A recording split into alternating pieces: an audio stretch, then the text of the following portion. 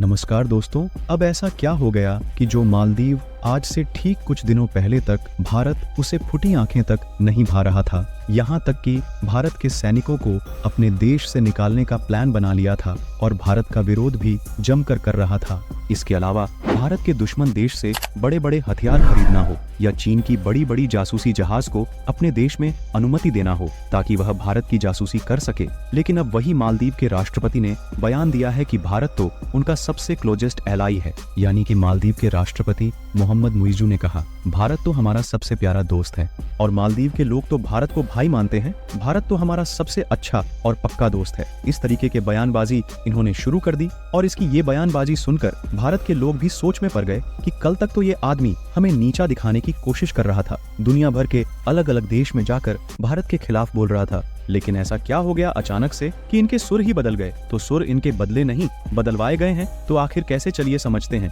तो सबसे पहले इसके लिए हमें 2018 में जाना होगा। उस समय मालदीव में एक कट्टर भारत विरोधी और चीन समर्थक सरकार मौजूद थी और वो सरकार ने चीन से बहुत ज्यादा लोन लिया, जिससे कि मालदीव की अर्थव्यवस्था बर्बाद होने की कगार पर आ गई थी। लेकिन 2018 में चुनाव हुए और वहां पर भारत समर्थक सरकार बन गई और जब वहां का राष्ट्रपति भारत समर्थक आया तो भारत ने भी मदद करने का फैसला लिया और भारत ने इनको बहुत सारा पैसा दिया। कुछ तो इन्हें ऐसे ही दान में दे दिए, कुछ हमने लोन के रूप में दे दिया कि जब आपकी आर्थिक सिचुएशन ठीक हो जाएगी आप हमें वापस कर देना। और इन सब पैसे का यूज मालदीव की सरकार ने पिछले 5 सालों में अच्छे से किया। इन्होंने एयरपोर्ट बनाए, पुल बनाए और इनका इंफ्रास्ट्रक्चर जो बर्बाद हो गया था उनको फिर से बनाया। लेकिन अब से 6 महीने पहले मालदीव के लोगों को ये सब तरक्की पसंद नहीं आई और उन्होंने एक भारत विरोधी आदमी को अपना राष्ट्रपति चुन लिया। और इसका परिणाम ये हुआ कि इस व्यक्ति ने भारत विरोधी फैसले तो लिए ही, साथ ही मालदीव की अर्थव्यवस्था को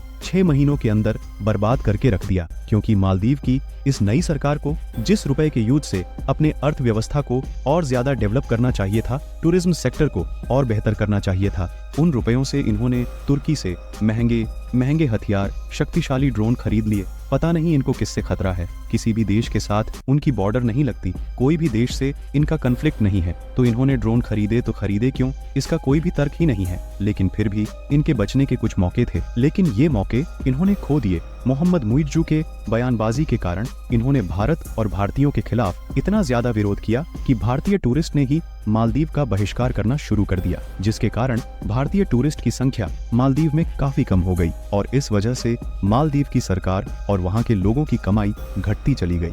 और उसका परिणाम ये हुआ कि आज की तारीख में मालदीव की अर्थव्यवस्था क्राइसिस में जा चुकी है। इनके पास भारत का कर्ज चुकाने तक के पैसे नहीं हैं और इस वजह से मोहम्मद मुइज़्ज़ू के तेवर अब ढीले पड़ने शुरू हो गए हैं और अब ये भारत को अपना दोस्त बता रहे हैं। यानी कि जब तक सिचुएशन सही थी तो चीन के गोद में बैठे थे और जब सिचुएशन खराब हुई तो भारत की शरण में आ गए भीख मांगने ताकि भारत उनकी मदद कर दे, उनकी अर्थव्यवस्था को संकट से निकाल दे और इन्हें कर्ज में भी रियायत कर दे। लेकिन क्या भारत ऐसा करेगा या नहीं? अपनी राय हमें कमेंट में जरूर बताएं और भी ऐसे ही इंफॉर्मेशनल वीडियो देखने के लिए चैनल को सब्सक्राइब जरूर करें।